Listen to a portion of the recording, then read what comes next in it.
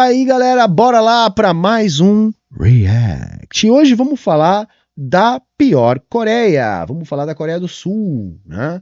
O título do vídeo que a gente vai reagir agora é Coreia do Sul, por que as mulheres não estão querendo ter filhos? E já vamos meter um anti-clickbait por motivos de capitalismo. Vou falar mais baixinho. Capitalismo. Mas, sei lá, né? Vamos ver o que eles vão. Vamos ver o que eles vão dizer aqui pra gente. E sei lá, sem mais enrolação, bora pro vídeo! A Coreia do Sul é o país com o índice de natalidade mais baixo do mundo e pode, segundo algumas previsões mais pessimistas, estar caminhando para a própria extinção. Isso mesmo sendo um país de 52 milhões de habitantes com índices de educação e desenvolvimento invejáveis. Eu sou Juliana. Galera, só vou dar um dado aqui antes que eu me esqueça, porque minha cabeça já não tá muito confiável. No último ano, o Japão perdeu 700 mil pessoas. Então, o que a gente vai falar da Coreia aqui não vale só para a Coreia, tá? Isso vale para o Japão, isso vale para a Europa, tá? E a gente vai falar o porquê ao longo do vídeo. Julia Brown, da BBC News Brasil, e neste vídeo eu vou explicar por que as mulheres sul-coreanas não estão tendo filhos, apesar de significativos incentivos do governo. Começando com os dados. A Agência Oficial de Estatística Sul-Coreana anunciou recentemente que a taxa de fecundidade, ou o número de filhos estimado para cada mulher sul-coreana em sua vida reprodutiva, caiu para 0,72. É o índice mais baixo já registrado na história do país. Isso não só representa uma redução significativa da natalidade em relação aos índices da década passada, como também é bem abaixo da taxa de 2,1 filhos por mulher, considerada mínima para repor a população que morre em um país. A queda da natalidade e a mudança do perfil populacional são questões discutidas em muitos países do mundo, inclusive no Brasil. O motivo principal é econômico. O desafio é manter uma população economicamente ativa em tamanho suficiente para sustentar os crescentes... Aí já começamos com o ponto central da parada toda. Eu tenho insistido numa coisa aqui que é a seguinte, galera. O idoso é um problema para o capitalismo. Na real, o capitalismo não tem o que fazer com o idoso. Porque veja, se você não é um burguês, se você não é um capitalista, tá, você necessariamente precisa viver vendendo a única coisa que você tem para vender no mercado. Tá? Porque na sociedade capitalista a gente é uma sociedade de vendedores. Tá? Então, ou você vende mercadoria, né? Você é um burguês, ou você vende a sua força de trabalho. Se você ficou velho, né? Uma lei insuperável da natureza, né? Se você ficou velho, ou seja, se você não morreu antes, a sua força de trabalho ela vai diminuindo até um ponto que, a depender da sua função produtiva, ela se extingue. Né? Por quê? Porque você tem um ciclo produtivo na sua vida. Só que no capitalismo, se você não é um burguês, e portanto, se você só tem a sua força de trabalho para sobreviver, o que acontece com você quando a sua força de trabalho se extingue? O que você vive? O capitalismo não tem função para você. Veja, você é pior que um desempregado. Porque o desempregado ele ainda tem uma função no capitalismo. Né? Ele é exército de reserva, ele ajuda a regular o preço da mão de obra, ele ajuda a disciplinar politicamente a classe trabalhadora. O desemprego tem função. Mas o desempregado é aquele que pode trabalhar e que eventualmente não está trabalhando. O que é o velho? O velho não é um desempregado. Veja, o velho ele não tem função no capitalismo. Ele não tem função no capitalismo. E durante muito tempo, o que a economia mundial sempre reproduziu? Isso muito antes mesmo do capitalismo. Aumentar a população significava aumentar a produção. Eram braços para o trabalho. Então você podia implementar a produção com uma população trabalhando cada vez maior. Então as famílias, mesmo quando ainda não eram alienadas do seu trabalho, tinham, na perspectiva de ter mais filhos, uma perspectiva de também aumentar a produção familiar. E assim conseguir ter uma melhor qualidade de vida, que poderiam produzir mais. A questão é que hoje essa lógica já não funciona mais assim. Por quê? Por causa do trabalho alienado, por causa do aprofundamento das relações capitalistas de produção, Porque hoje, uma família ter mais filhos não significa ter mais gente para trabalhar na lavoura, porque você não tem terra. Não significa você ter mais gente para tratar o gado, porque você não tem gado. Então, hoje, para uma família ter mais filhos, significa você ter condições de alocar mais gente no mercado de trabalho e conseguir vender essa força de trabalho.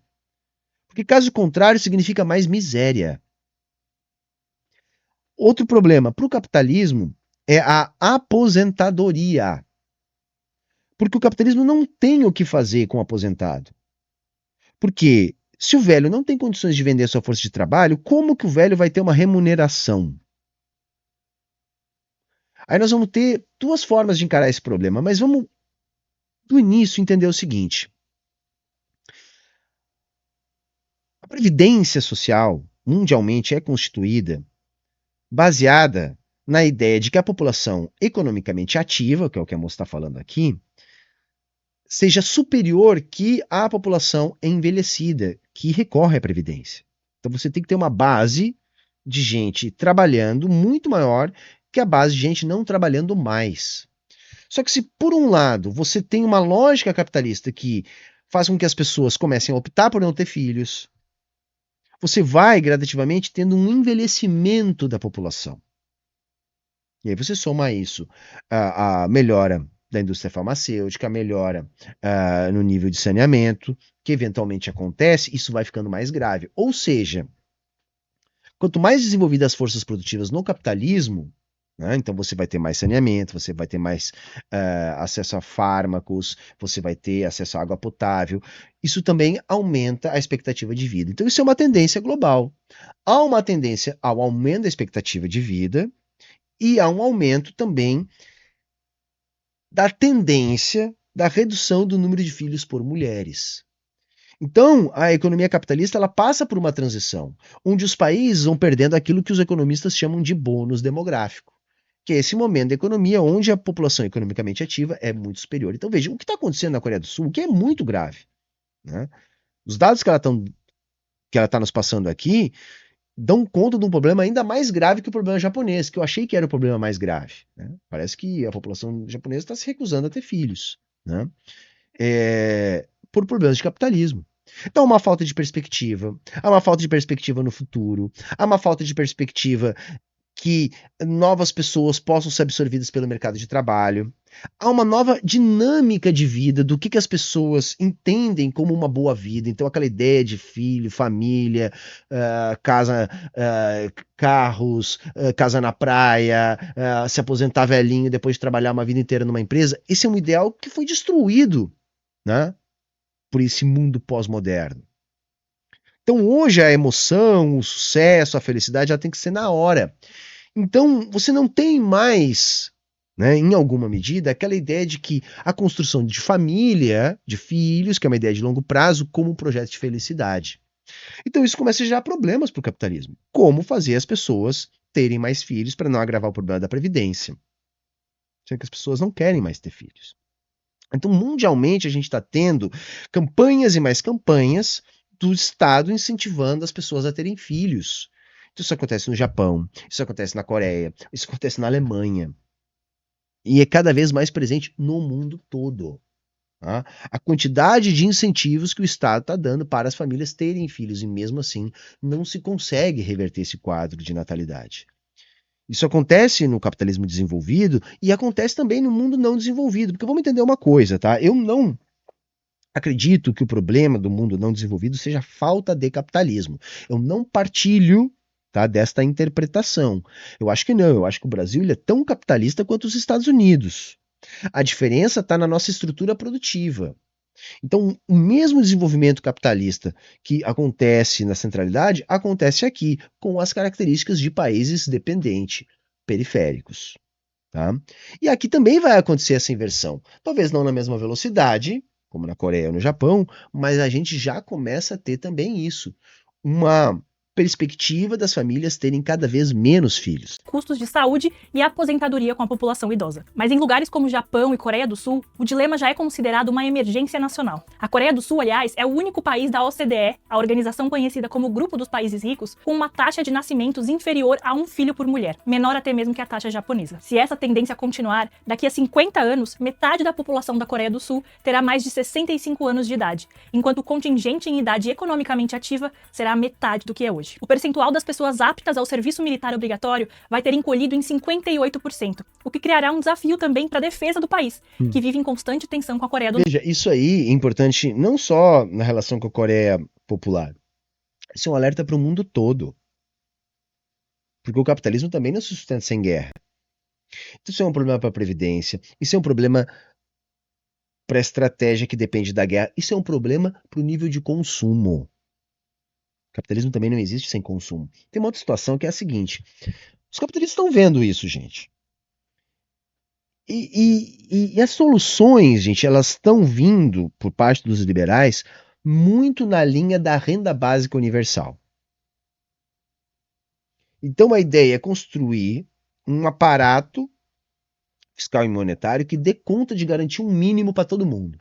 Olha como eles são bonzinhos, né, gente? Pois é, mas esse mínimo, na verdade, ele existe justamente para manter o sistema inteiro de pé e sustentar a desigualdade e sustentar os capitalistas.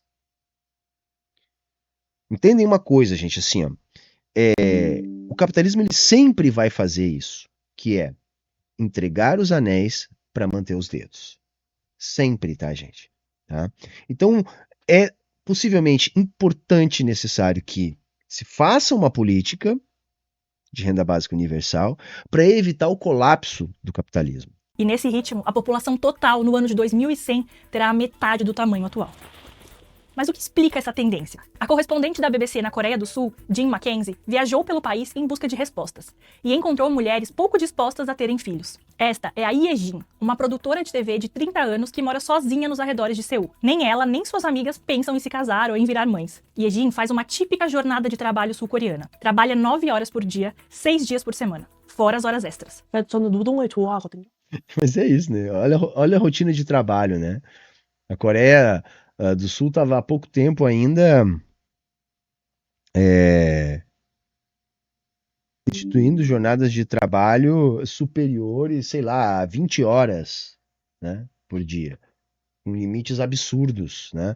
Aquela realidade que a gente viu ali do Parasita não é uma coisa atípica, tá? Aquilo ali é uma forma de chamar atenção para essa realidade, porque a galera glamoriza muito a Coreia do Sul como um país desenvolvido. E veja, para os padrões capitalistas, é sim um país desenvolvido. Isso não significa qualidade de vida para as pessoas. Isso não significa qualidade de vida para o trabalhador. Não significa que a vida é boa lá. A vida lá é boa para os capitalistas, como é em qualquer lugar do mundo. Tá? Quando a gente fala que a Coreia do Sul ela é desenvolvida, a gente está querendo dizer que a estrutura produtiva da Coreia do Sul é uma estrutura diversificada, complexa, industrial. Ou seja, tem forças produtivas desenvolvidas dentro dos padrões capitalistas. Não quer dizer que a vida é boa, gente. Tá? Isso também tem que ficar bastante claro quando a gente fala aqui da Coreia. 근데 한국에서는 노동이 어려워요. 일상이고 주말에는 진짜 링거 맞고 누워있는 정도로 삶을 유지해야 되는? Ye-jin sabe que isso terá um impacto no futuro do país. Ela até brinca dizendo que os sul-coreanos estão caminhando para a extinção, porque não estão procriando. Mas ela e suas amigas, também solteiras e sem filhos, não acham que seja sua responsabilidade resolver o problema. The next generation, Yeah. okay. I believe next generation. Num mercado de trabalho extremamente competitivo, Não é o problema das pessoas, gente. Eu acho que todo mundo tem que ter a liberdade. Uns vão querer ter filhos, outros não. Eu acho que a gente tem que pensar enquanto sociedade por que existe isso, gente. Por que essa tendência é global? Por que isso é cada vez mais marcante? O problema não está nas pessoas, gente. O problema não está nas pessoas. Tá? A gente tem que entender o que está levando a esse comportamento. E a resposta, na minha interpretação, não pode ser outra, é o capitalismo. Tá? Porque a pessoa tem que parar e pensar se ela quer ter um filho nesse mundo. Tá?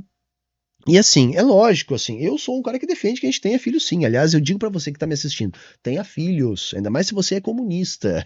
Bote filhos no mundo. Bote filhos no mundo, a gente precisa, tá? A gente precisa. Mas não adianta, assim, a gente achar que nós vamos mudar essa realidade convencendo as pessoas numa boa a ter filhos. Não, existe uma estrutura que tendencialmente vem fazendo com que esse fenômeno seja cada vez mais um traço marcante da nossa sociedade. Tá? E é isso que a gente tem que fazer. Não sob pena de desaparecer. Não, não é isso. Né? É que a questão é que no capitalismo a coisa começa a ficar insustentável. Então a gente tem que discutir um outro modelo de sociedade. Até para que esse modelo não conduza a esse resultado. Competitivo como o sul-coreano, muitas mulheres sentem que precisam escolher entre ter uma carreira e ter uma família. E as que mesmo assim decidem ter filhos, dizem ter medo de não conseguir mais voltar a trabalhar, porque as jornadas são muito longas e as empresas exigem constante atualização e aperfeiçoamento dos profissionais. O motivo é que elas já partem em desvantagem. Entre os países da OCDE, as mulheres sul-coreanas são as que têm o maior grau de qualificação educacional, mas também as que sofrem com a maior disparidade salarial em relação aos homens. E existem outras questões relacionadas à fecundidade que começam a ser analisadas por economistas populacionais. Uma delas são as normas sociais. Um grupo de economistas dos Estados Unidos e da Alemanha argumentam que pais tradicionalmente pouco cooperativos são um dos fatores que puxam as taxas de natalidade para baixo em países desenvolvidos. Por que pais pouco colaborativos, gente? Vocês já se ligaram que a lógica capitalista de produção nos leva a essa postura? A gente é submetido a uma lógica de guerra uns com os outros do dia que a gente nasce até o dia que a gente morre, gente. A gente é ensinado a não construir relações afetivas sólidas.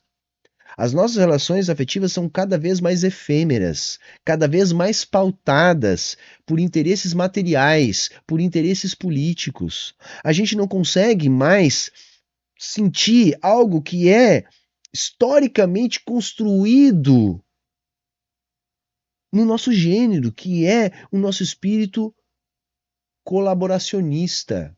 Veja, nós nos desenvolvemos durante milhões de anos, dependendo dos trabalhos uns dos outros, condicionando nossa sobrevivência, a nossa vida em comunidade.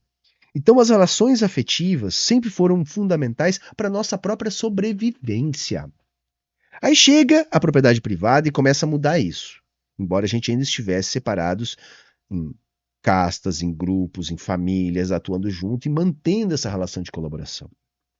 Quando começa a desenvolver o capitalismo, isso se agrava de maneira irreversível, tá? E total, absolutamente total. Porque hoje, aquela pessoa que não tem esse pensamento competitivo, ela sofre mais, ela padece mais na sociedade. Se essa pessoa se sente desconfortável de pisar no pescoço do outro para subir na carreira, essa pessoa ela tem uma desvantagem. Só que no limite, isso está nos levando, isso está nos conduzindo a uma situação que é a seguinte: olha, a gente não confia mais em ninguém. A gente tem amigo quando a gente é criança, quando a gente é jovem a gente tem menos, quando a gente é adulto jovem menos ainda, e quando a gente é um adulto maduro, quase não tem. Se você tem um ou dois, agradeça. Amigo, ó, que você tem intimidade, que frequenta a sua casa, você tem cumplicidade. Isso é cada vez mais raro no capitalismo, porque o capitalismo vai fazendo com que a gente tenha cada vez menos relações de intimidade com os outros. E a geração que está chegando agora é pior ainda, porque a minha geração, na infância, ainda era cercada de amigos. Hoje, esses amigos são virtuais. Ou seja, essas relações são ainda mais efêmeras. Então, às vezes, você casa com uma pessoa, divide a casa, divide a vida, e assim não tem uma relação de cumplicidade e confiança. Né? A gente brinca lá com o camarada Engels, né, que na verdade a gente casa para poder juntar a renda e conseguir pagar os boletos, mas é isso, gente. Isso pauta, inclusive, a formatação da estrutura familiar da gente. E não é uma questão, fulano casa por interesse, não.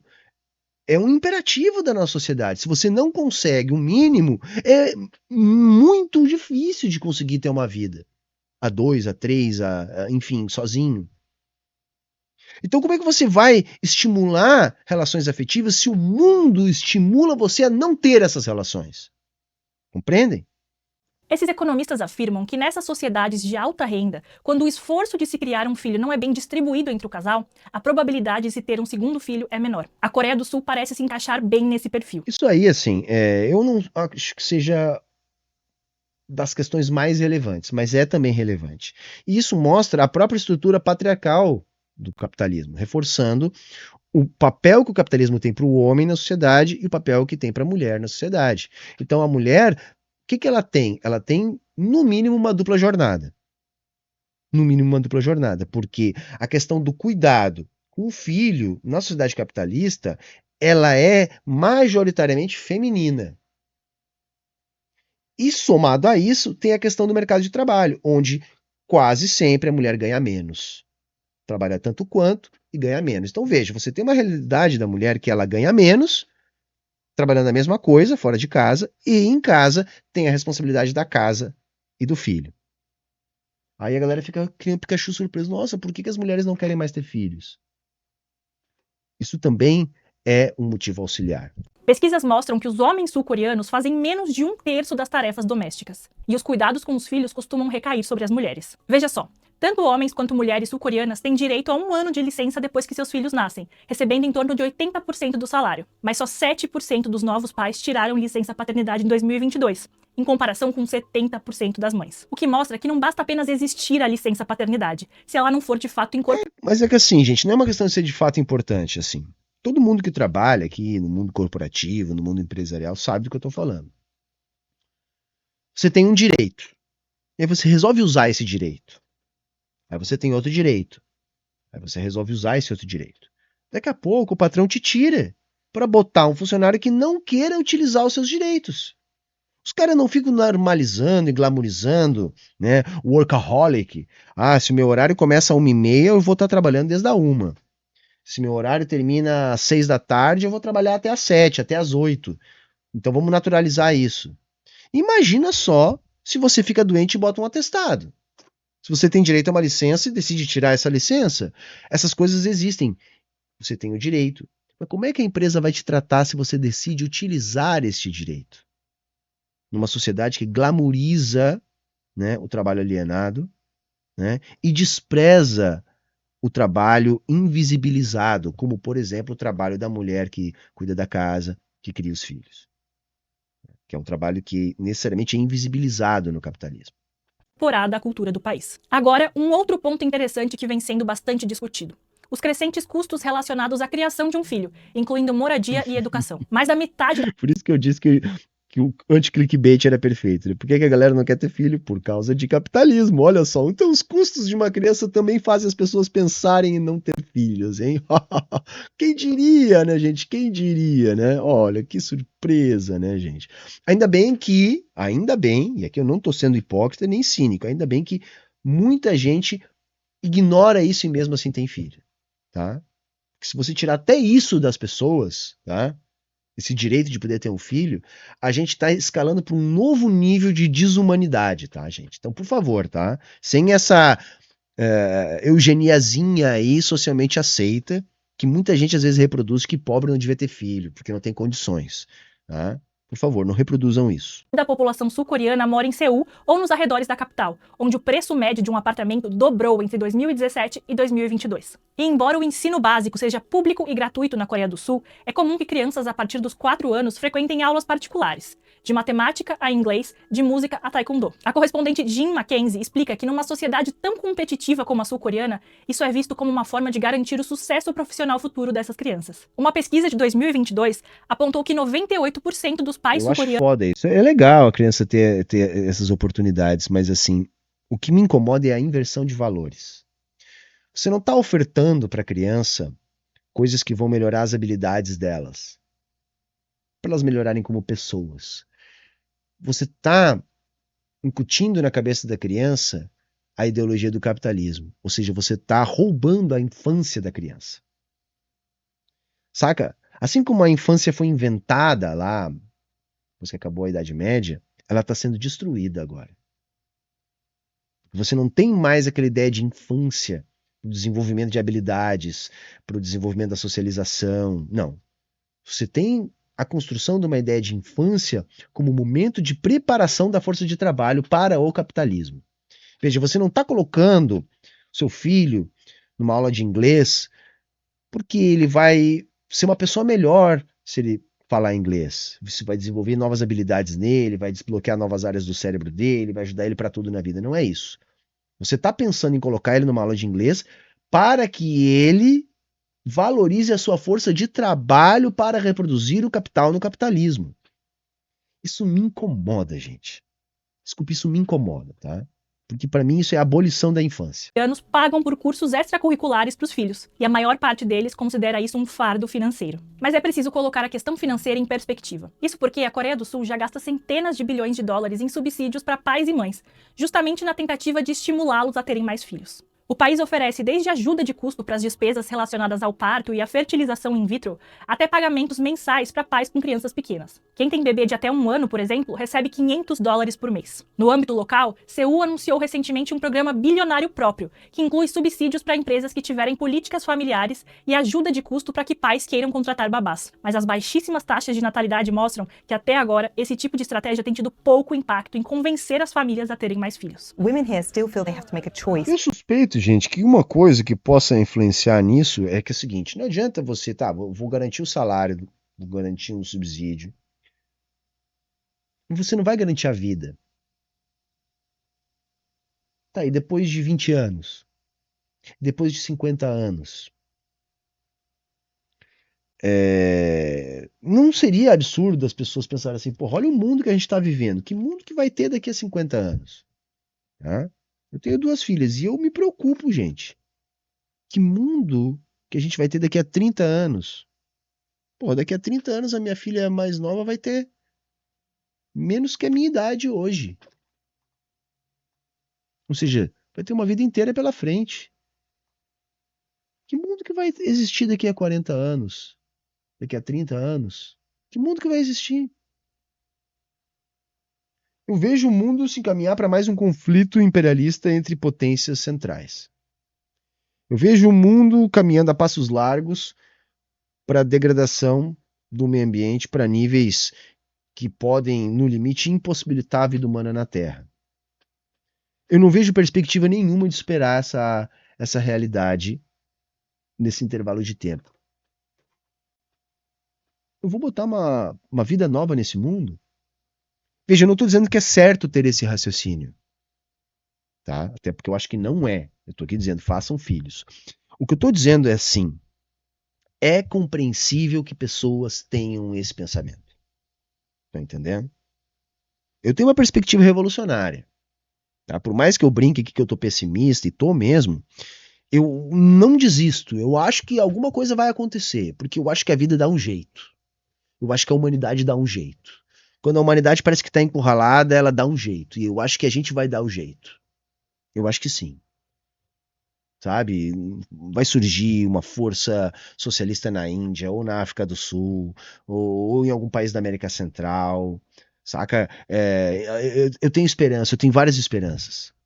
Eu tenho esperança que a China derrote os Estados Unidos e que o mundo tenha uma nova mudada, uma nova chacoalhada. Eu tenho esperança. Eu tenho. Eu acho que, por mais que pareça impossível hoje, às vezes em 1, 2 anos a conjuntura muda completamente. Então por isso que eu não fico pensando, não vou botar uma vida nova no mundo porque não vai ter mundo. Eu acho que vai ter, mas nós vamos passar pelas dores do parto do nascimento de um novo mundo. Talvez a gente já esteja sentindo elas, mas é compreensível que algumas pessoas pensem que não, eu não vou botar ninguém nesse mundo aí. Eu não quero botar nenhuma vida nesse mundo decadente aí.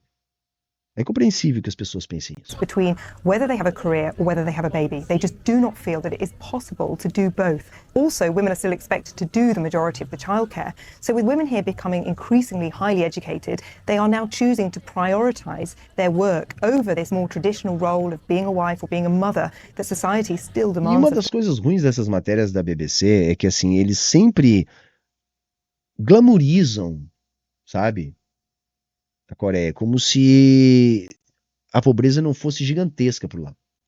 Recentemente, o presidente Yoon Suk-yeol admitiu que os subsídios nacionais não têm funcionado como esperado e afirmou que a Coreia do Sul se tornou, entre aspas, excessivamente e desnecessariamente competitiva. Ele disse que pretende abordar a questão da baixa natalidade como um problema estrutural. Agora resta saber como isso vai se traduzir em políticas públicas. E assim, só para salientar, porque o vídeo tá terminando, gente, isso não é um problema da Coreia, tá? Em dezembro de 2023, o ministro da Justiça, Han Dong-hun, defendeu a ideia de o país receber mais imigrantes para evitar, nas palavras dele, o destino de ser extinto por conta de uma crise. Isso é uma outra coisa. Imigração. Lá na formatação do capitalismo, né, a imigração teve um papel determinante no desenvolvimento dos Estados Unidos, o que gerou mercado consumidor e força de trabalho. É possível, né, que em alguns lugares a gente tenha de novo essas ondas. Tá? Já tem muito lugar tentando atrair, só que por enquanto eles querem atrair uma mão de obra mais qualificada. Então hoje, se você quiser ir morar no Canadá, e se você tem um bom nível social, um bom nível de renda, não é tão difícil. Por quê? Porque é um vazio demográfico, estão tentando trazer gente para lá. A xenofobia, ela é estruturante também no mundo desenvolvido por causa da ideologia. Mas em algum momento isso vai começar a conflitar, porque os países vão continuar precisando de mão de obra. Claro que o mundo inteiro tenta fugir para os Estados Unidos e para a Europa, gente. Tá? Essa coisa que a galera fala, mas o cubano quer fugir de Cuba. Quase todo habitante da África, da América Central, do Oriente Médio, da América do Sul, se tiver uma oportunidade, vai querer ir para a Europa, para os Estados Unidos. Né? Toda pessoa pobre desses lugares vai querer ir. Por quê? Bom, porque se tem 200 e poucos países no mundo e 20 e poucos são desenvolvidos, eu vou tentar ir para um desses desenvolvidos. Né? Então, a reação xenófoba, vamos dizer assim, né? Que é a reação de medo do imigrante que vai roubar seu trabalho, aquela coisa toda. Só que nem todo mundo é assim. E essa relação vai mudar em algum momento. Eu acho que é uma das coisas que também pode acontecer. Não é o mais provável, porque eu acho que antes vem uma lógica de colonização de novo. Eu acho que o Ocidente prefere impor uma colonização aberta ao abrir as suas fronteiras. E populacional. Bom, por hoje eu fico por aqui. Fique de olho em mais vídeos no nosso canal no YouTube, nas redes sociais e em bbcbrasil.com. Obrigado. Acho que foi bom, acho que gerou uma discussão aí que a gente ainda não tinha feito, tá? E eu gostei, tá? Eu acho que a gente também tem que discutir essas questões. E se você também gostou e chegou aqui até o final, dá moral aí para nós. Senta o dedo no like, compartilha o vídeo, deixa um comentário e se não é inscrito, te inscreve no canal. E se quiser apoiar, todas as formas estão aqui no comentário fixado. Valeu? Era isso, tchau. Até a próxima.